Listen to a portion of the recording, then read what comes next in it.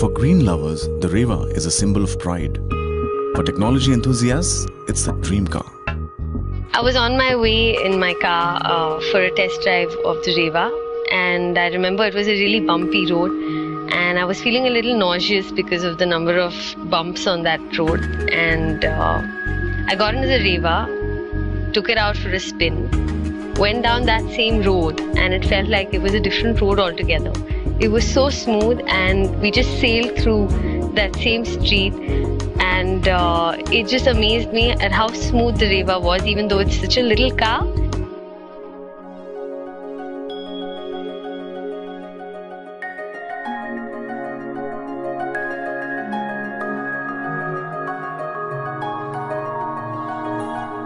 Three words in which I would describe the Reva.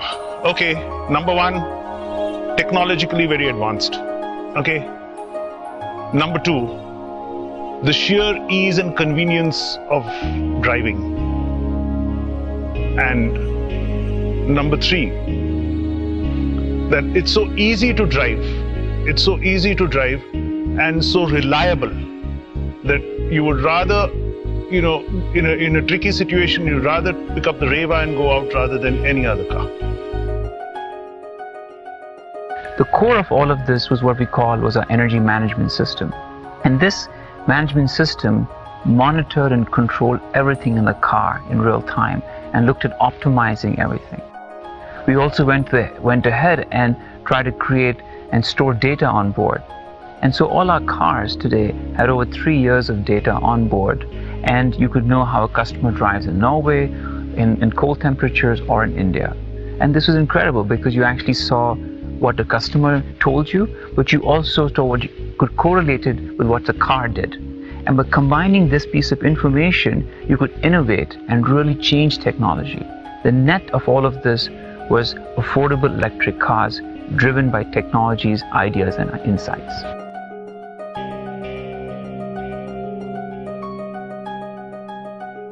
Driving an electric car is an altogether new, different experience.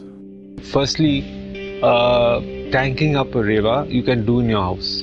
You don't have to go to a pump. Then I found that if you wanted service, somebody comes to your house in a Reva with a laptop and one fancy looking spanner, and it takes him 2.5 hours to service your Reva in your garage.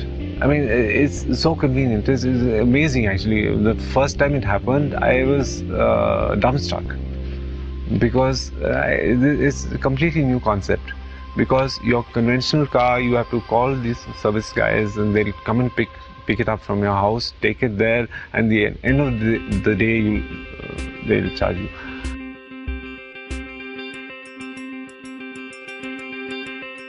Reva's design and the telematics delight some, but for others, it's all about the sheer pleasure of driving it. You know, I love cars, I also love technology. And in a sense, an electric car is the digital car.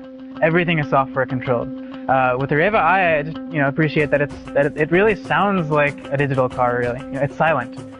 When I drive around, there's no noise at all. I love not having that. And then when you push it, it sounds amazing. It sounds like a spaceship. When I first, take people around in my electric car, they're amazed by what it sounds like, because you never would anticipate that it sounds, like something so different.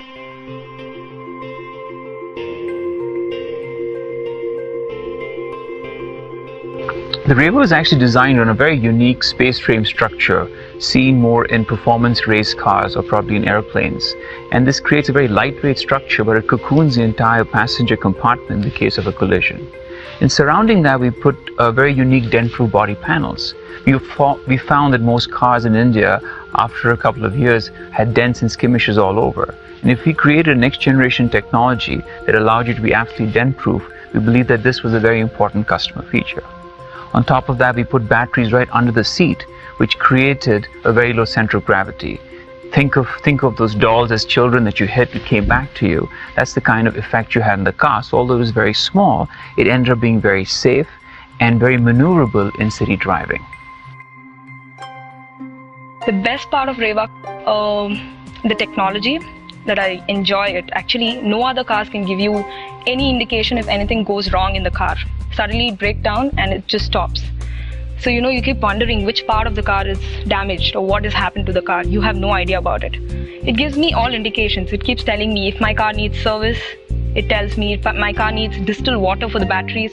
It tells me. So if it needs battery, it gives me indication. It gives, as how many kilometers you can go. It keeps telling me everything. It's like feedback, my car is talking to me. That's the way, that's the feeling what I get.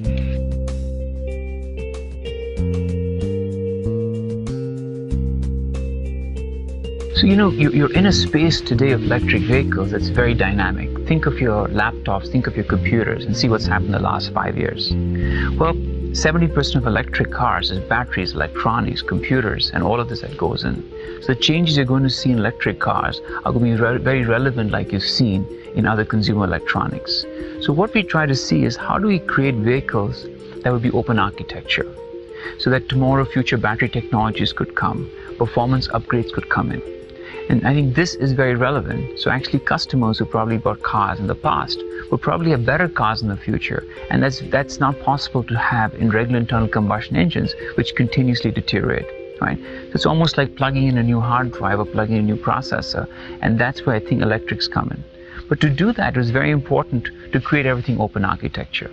And Reva's new architecture platform enables such improvements in the vehicle and really giving a good consumer value as a result of that.